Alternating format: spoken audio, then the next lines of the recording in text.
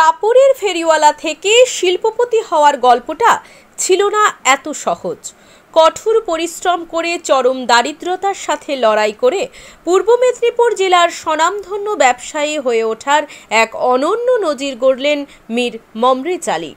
মাত্র ৩৭ বছর ধরে তিলে তিলে গড়ে তুলেছেন কেএনসি এগ্রো লিমিটেড নামের মৎস্য প্রজনন কেন্দ্র।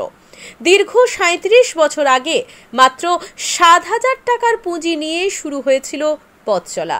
বর্তমানে পূর্ব মেদিনীপুর জেলার রামনগর ২ নম্বর ব্লকের পিছাবনীতে কয়েকশো কোটি টাকা খরচে তৈরি হয়েছে রাজ্যের সর্ববৃহৎ মৎস্য প্রজনন কেন্দ্র। সেই কেন্দ্রে প্রায় ২৫০০ যুবক যুবতীর কর্মসংস্থানও রয়েছে। দেশ সহ বিদেশের প্রায় ৫০টি দেশে রপ্তানি হয় এই কারখানার উৎপাদন হওয়া মাছের চারা। কেএনসি এগ্রো লিমিটেডের কর্ণধার মীর মমরেজ আলী পশ্চিমবঙ্গ সরকারের কাছ থেকে পেয়েছেন মিনমিত্র সম্মান। শুধু ব্যবসা নয়, এলাকার দুস্থ ও দরিদ্র পরিবারের ছাত্রছাত্রীর পড়াশুনোর খরচ বহন, গরিব বাড়ির মেয়েদের বিবাহ, বস্ত্রদান, খাদ্য সামগ্রী বিলি সহ প্রচুর দান ধ্যান করেন মীর মমরেজ আলী।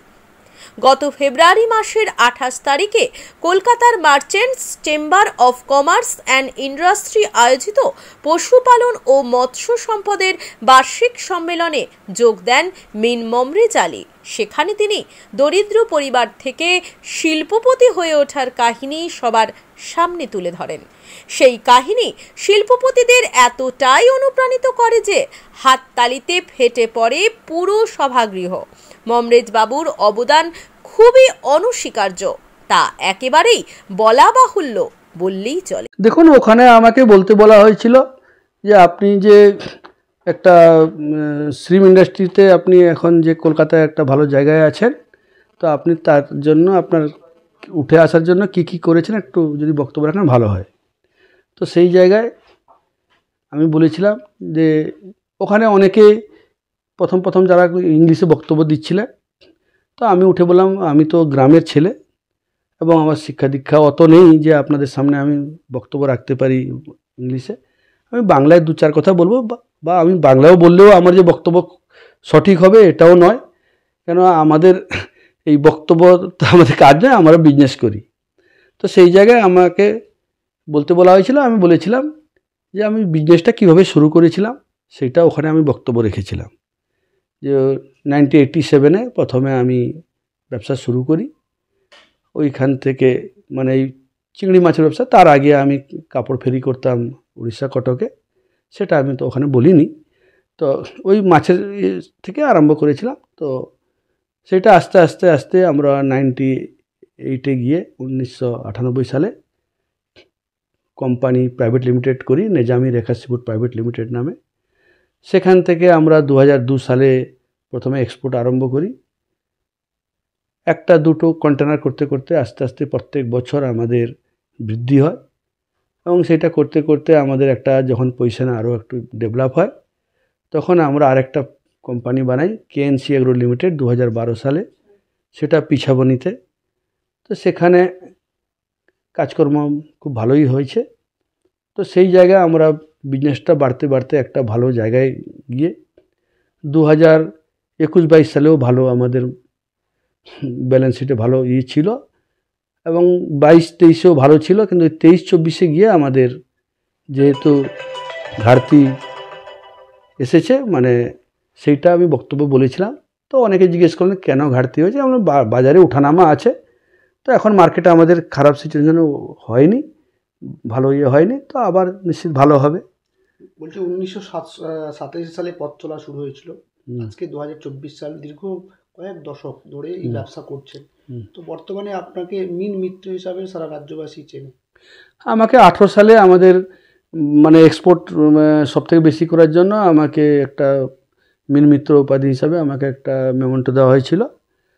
তো তারপরে আমি আরও অনেক পেয়েছি। আমি গোয়ায় গিয়ে ওখানে বেস্ট অ্যাওয়ার্ড পেয়েছিলাম ভালো করে প্রেজেন্টেশন করার জন্য। গত বছর মানে 22 সালে, যেটা 22 না 23-এ আমাদের কলকাতা মিলন মেলায় হয়েছিল, সেখানেও আমাকে বেস্ট অ্যাওয়ার্ড দেওয়া গেছে কেন্দ্র এমপিটা থেকে। তো সেই জায়গায় আমরা এখনও মোটামুটি পথ আগামী দিনে চলছে। কি লক্ষ্য রয়েছে?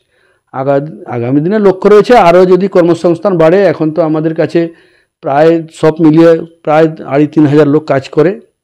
তো সেটা যদি আরও কর্মসংস্থান বাড়ে, আরও লোককে কাজ দিতে পারি, চেষ্টা করব। রাজ্যে তো বর্তমানে একটা বেকারত্বের সমস্যা রয়েছে। দেখুন, সেটা নিয়ে তো আমি রাজ্যের কথা তো আমি বলতে পারবো না, আমি আমার কথাটা বলবো যে আমাদের ব্যবসার যদি আবার সব ঠিকঠাক হয়, যদি আমাদের সিফুড ব্যবসা এখন পুরো অল ইন্ডিয়ায় ব্যবসার পজিশন ভালো নয়, যদি ব্যবসার পজিশন ভালো হয় নিশ্চিত আমরা আবার ব্যবসার পজিশন ভালো হবে। এটা তো ইন্টারন্যাশনাল মার্কেট, এখন আমরা এইখানে বসে বলতে পারবো না। মার্কেটের উপরে নির্ভর করে এখন মার্কেটে আমাদের সঙ্গে ইকুয়েডর বলে একটা দেশ আছে, যে সস্তায় মাল বিক্রি করার জন্য আমাদের এখানে সেই দামের সঙ্গে আমাদের যা ফার্মার তারা লোকসান করেছে, যেটা আমি ওখানেও বক্তব্য বলেছিলাম, যার জন্য কমে গেছে চাষ আমাদের। তো সেইটা যদি আবার মার্কেট, এবছর দেখছি শুরুতে মার্কেট খুব ভালো, এই যদি থাকে, এখন 350 টাকা চলে গেছে, এইটা যদি থাকে তাহলে আমাদের মার্কেট 2 বছর পরে আবার আমরা সেই জায়গায় চলে যাবো আশা করছি। Merchant of chambers and commerce ইন্ডাস্ট্রির পক্ষ থেকে আপনাকে কি বলা হয়েছে? আমাকে বলা হয়েছিল যে আপনার যে এই উঠে আসার জীবনীটা আপনি যদি শেয়ার করেন, এখানে অনেক ইন্ডাস্ট্রিতে এসছে, আপনি বললে খুব ভালো হয়। সেটা বলতে বলেছিলেন। আমার ওই বক্তব্যে আমি বলেছিলাম যে আমরা মানে খুব দরিদ্র বাড়ি থেকে, আমার বাবা দিনমজুরি করতেন, আমার 5 ভাই 3 বোন। তো এই ব্যবসায় আমাদের ভাইদেরও সবার অবদান আছে। এখন ছেলেরা বড় হয়েছে, ভাইপোরা বড় হয়েছে, এখন সবাই মিলে যৌথ ব্যবসা আমাদের, সেটা ওখানে বলেছিলাম। আপনার নাম? আমার নাম মীর মমরেজ আলী, ডেজিগনেশন?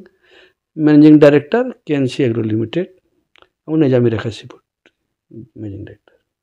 আনন্দ সংবাদ, আনন্দ সংবাদ। বাড়ির রং নিয়ে চিন্তা করছেন?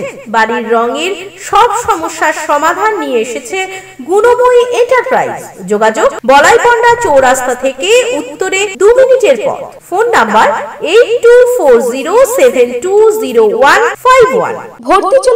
ভর্তি চলিতেছে। আপনাদের সন্তানকে প্রকৃত শিক্ষায় মানুষ করে তুলতে চান? তাহলে আর দেরি না করে আজই চলে আসুন পশ্চিমবঙ্গ সরকারের অনুমোদনপ্রাপ্ত ইউডাইস কোড সম্বলিত ময়নাতে প্রথম ISO সার্টিফাইড যুক্ত শিক্ষা জগতে আলোড়ন সৃষ্টিকারী আঙ্গুরময়ী শিশু নিকেতন। বর্তমান শিক্ষার প্রতিযোগিতায় আপনার শিশুর শিক্ষার বুনিয়াদ করতে এবং নিশ্চিন্ত সাফল্য পেতে ও শিক্ষার ভিত মজবুত করতে আজই যোগাযোগ করুন আমাদের শিক্ষা প্রতিষ্ঠানে। এখানে নার্সারি থেকে 4র্থ শ্রেণী পর্যন্ত ভর্তি চলিতেছে। স্থান পূর্ব দক্ষিণ ময়না কুণ্ডুপুলের সন্নিকটে, আঙ্গুরভিলা, ময়না, পূর্ব মেদিনীপুর।